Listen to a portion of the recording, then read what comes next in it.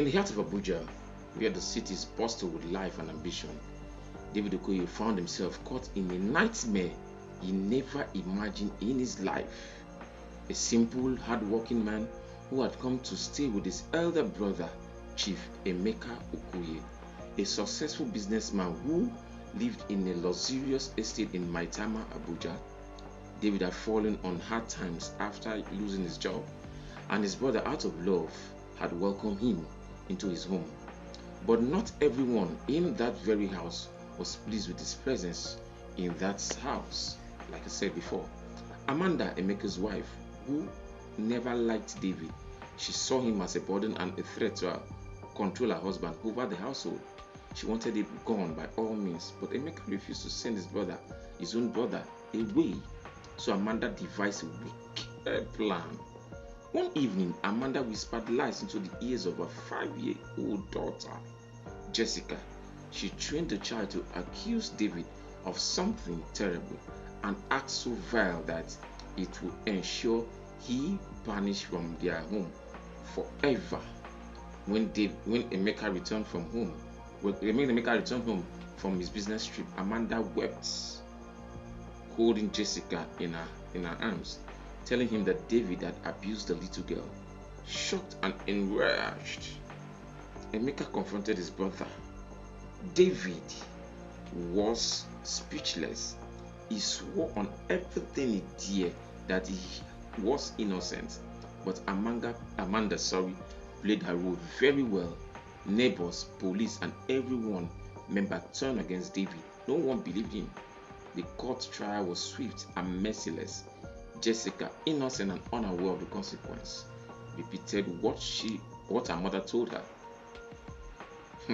David was sentenced to 10 years imprisonment for doing nothing, for just falsely being accused. A decade behind bar. Prison was hell. David suffered humiliation, pain, and hopelessness.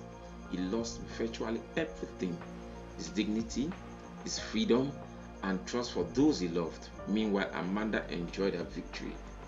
With David gone, she had total control over Emeka and his world. But karma was patient. Jessica grew up in privilege, but something definitely kept troubling this young little girl.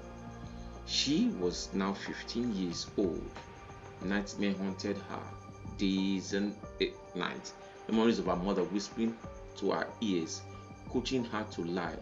One evening, overwhelmed with guilt, she broke down before her father and confessed the truth. Emeka was devastated. Her brother, whom he had abandoned, had been innocent all along. He immediately contacted the authorities. The case was reopened. After a thorough investigation, the truth came to light. David, now a hardened man, was finally released. Now, something has happened. The fall of Amanda. The moment David walked out of Kuje prison, Emeka was there, tears streaming down his eyes as he embraced his long-lost brother. But the damage had been done already. David had spent 10 years behind bars for a crime he did not commit, a crime he knows nothing about, a crime he was innocent of. The government, embarrassed by the miscarriage of justice, compensated David with a huge sum of 50 million naira with a house in Gwarimpa. His name was cleared and his dignity was restored. As for Amanda, her world crumbled.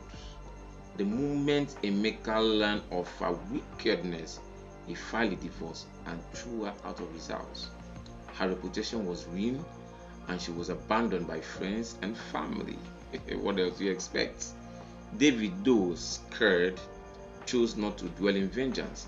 Instead, he used his compensation to rebuild his life, investing in businesses and supporting charities for wrongly accused prisoners.